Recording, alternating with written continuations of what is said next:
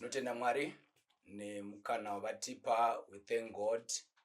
Toda kutaura nyaya zvinhu zvishanu zvinogona kutibatsira. Five things that can help us to identify a true church. Ku understand kana ku identify a true church. Yatiri kutaura church in a pattern yakafanana ne church yepakutanga. So number one thing, it's ownership. The first church was owned by God. It was the church of the Lord Jesus Christ. Matthew chapter 16 verse 15 to 18. Upon this rock I shall build my church. The gates of hell shall not prevail against it.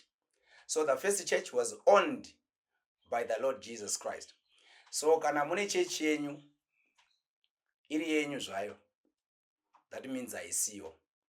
Kana mchienda kwanhingi kwamoyo kwa ameno, all these kinds of names zatingapa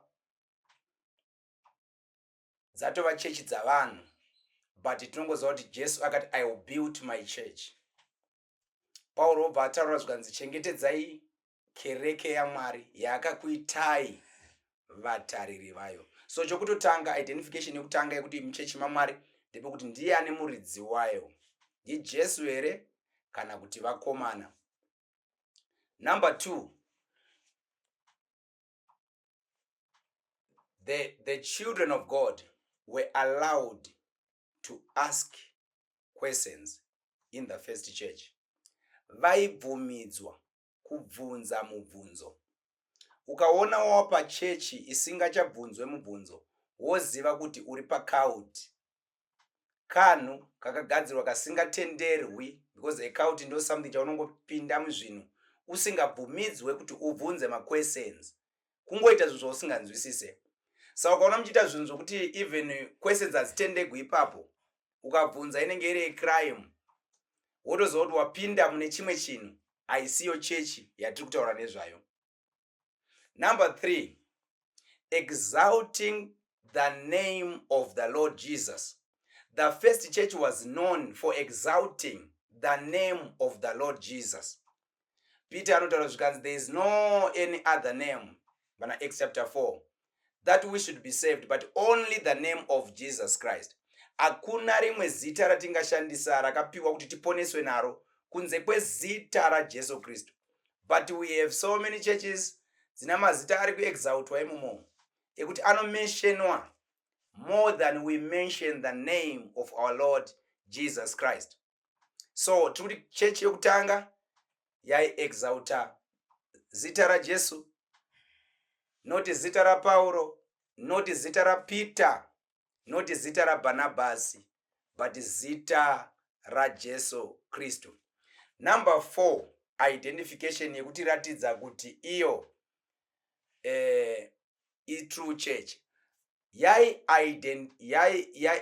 Inspired, their worship was motivated by the love of Christ, not by material things.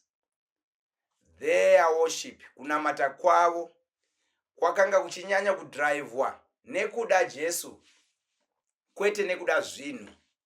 Unogona kufunga kuti uda Jesu uchida zvinhu. Ndosaka uchiona kuti vanhu vakangowana zvinhu vanobva vatosiya kunamata.